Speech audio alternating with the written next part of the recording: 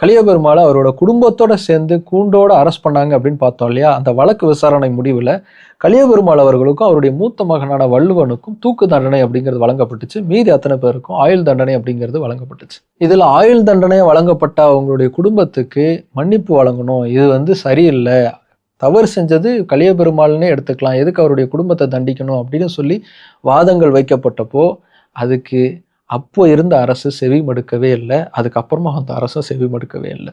கலியபெருமாள் அவர்கள் குடியரசுத் தலைவருக்கு மன்னிப்பு கடிதம் எழுதி கொடுத்தா ஒருவேளை அவருக்கு விடுதலை கிடைக்கலாம் அப்படின்னு அவர்கிட்ட போய் சொன்னப்போ அதுக்கெல்லாம் வாய்ப்பே இல்லை அப்படின்னு சொல்லி அதுக்கு மறுப்பு தெரிவிச்சிட்டாரு கலியபெருமாள். ஆனா அவர் வெளியே வரணும், அவருக்கு விடுதலை கிடைக்கணும் அப்படிங்கிறது அவர் எந்த மக்களுக்காக போராடினாரோ அந்த மக்களுடைய ஆசையாகவும் அவருடைய இயக்க தோழர்களுடைய ஆசையாகவும் இருந்துச்சு. அதுக்காக அவருடைய மனைவியின் சார்பா மன்னிப்பு கடிதத்தை தயார் பண்ணி அதுக்கு சப்போர்ட் பண்ற மாதிரி கையெழுத்து பிரச்சாரம்லாம் நடத்தி அப்போ குடியரசுத் தலைவராக இருந்த விபி சிங்குக்கு அனுப்பி அது மூலமா அவருக்கு மன்னிப்புங்கிறது வழங்கப்பட்டு அவருக்கு விடுதலை அப்படிங்கிறது கிடைக்கப்பட்டுச்சு. அப்படி விடுதலையான கலியபெருமாள் அவர்கள் தன்னுடைய இறுதி காலத்துல வறுமையோட போராடிக்கிட்டு இருந்தார்.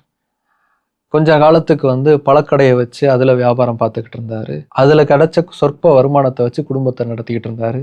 ஆனா அதே சமயத்துல தன்னுடைய குழந்தைகளுக்கு திருமணம்லாம் முடிச்சு வச்சிருந்தாரு.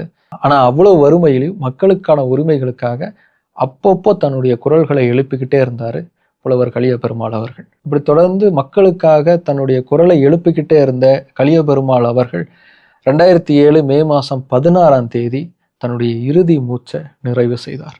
அவருடைய மரணத்துக்கு அப்புறமா கூட அவருடைய போராட்ட வரலாறுங்கிறது இன்னைக்கும் அந்த இயக்க தோழர்கள் மத்தியில, அந்த மக்கள் மத்தியில பேசு பொருளா இயங்கிக்கிட்டே தான் இருக்கு. இப்படி விடுதலை படத்துடைய கதை அப்படிங்கிறது ஏகப்பட்ட நிஜ மனிதர்களுடைய கதையா தான் இருக்கு.